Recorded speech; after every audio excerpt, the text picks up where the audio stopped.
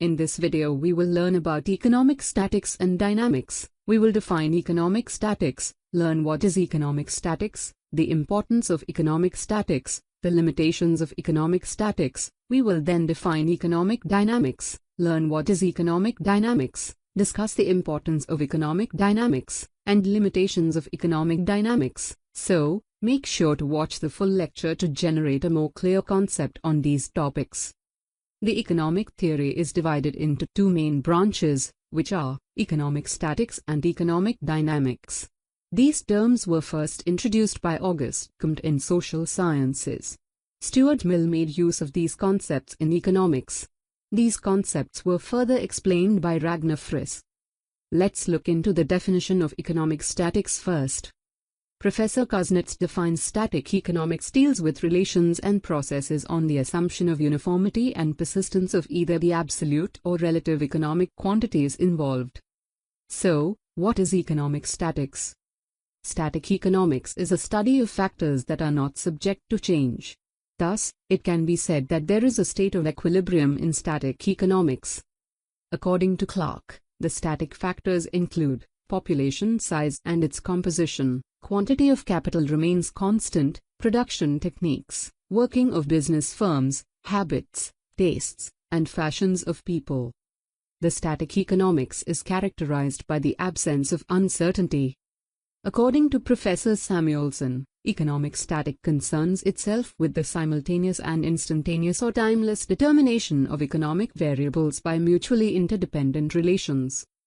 Economic statics are based on assumptions, such as existence of perfect competition, perfect knowledge, and perfect mobility of resources. Now, let's learn the importance of economic statics.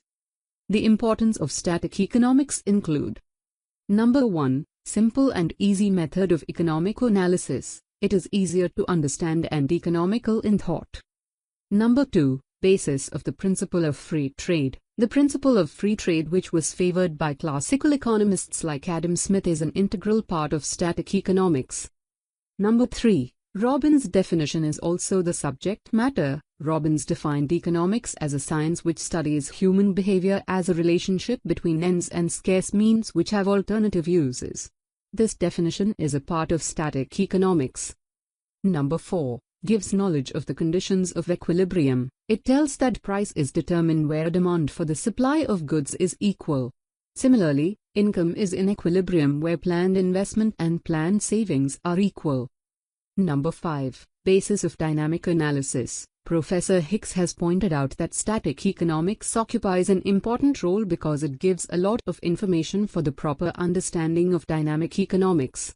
We can understand the path of equilibrium only after studying the conditions of equilibrium.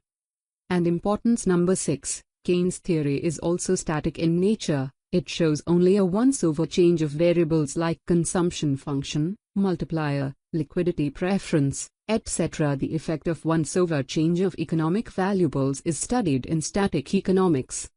Now that we have learnt the importances, let's look into the limitations of economic statics. The limitations of economic statics include: Limitation number 1. Constancy of variables. Professor Clark and Stigler have assumed many economic variables as constant. They are population, quantity of capital, natural resources, techniques of production, habits and fashions, etc. We know that these economic factors change in reality. So static economic analysis is far from reality.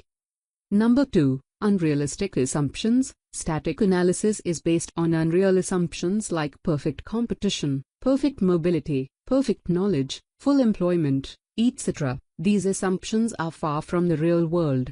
That is why Professor Hicks said, stationary state in the end is nothing but an evasion. Number 3. Ignores time element. Another shortcoming of the static analysis is that it studies a timeless economy. But in reality, many changes occur with the passage of time. Therefore, it gives a narrow explanation of economic problems.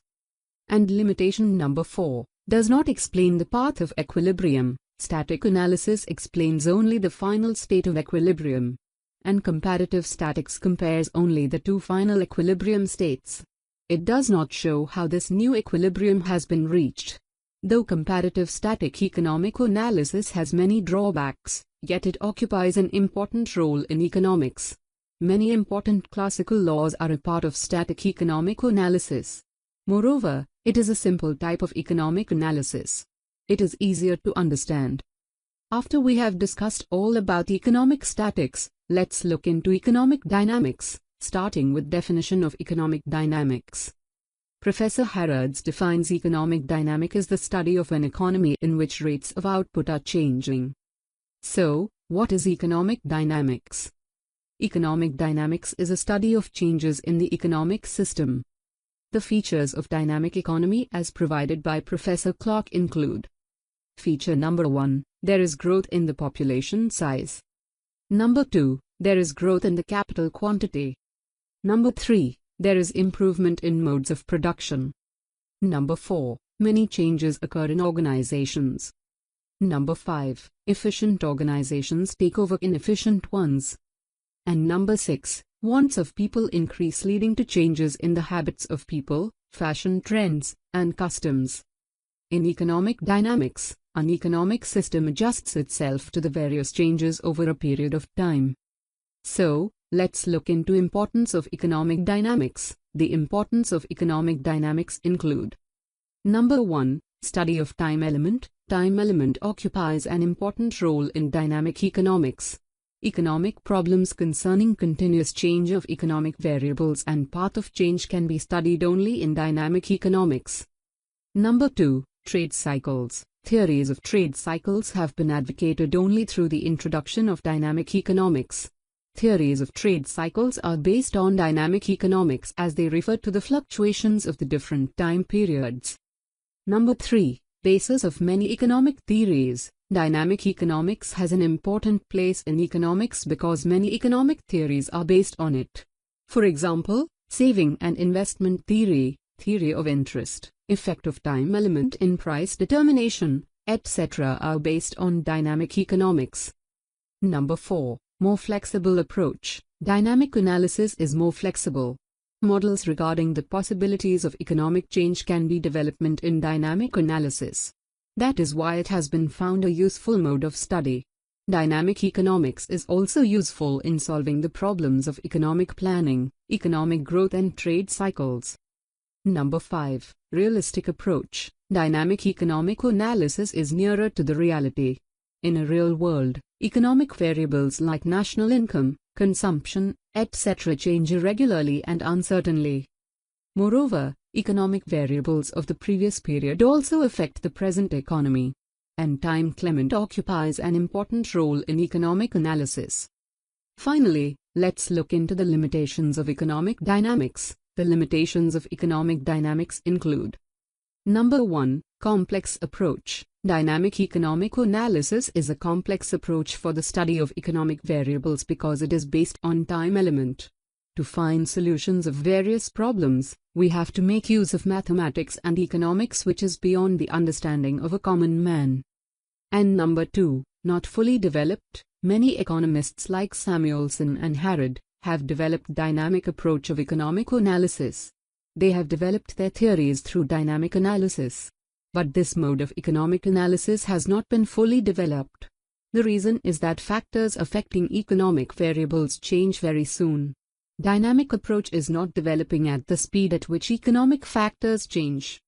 So, we have now learnt about economic statics and dynamics. We defined economic statics, learnt what is economic statics, the importance of economic statics, the limitations of economic statics. We then defined economic dynamics, learnt what is economic dynamics, discussed the importance of economic dynamics, and limitations of economic dynamics. If this lecture was helpful, give it a thumbs up, and subscribe to the channel. Thank you.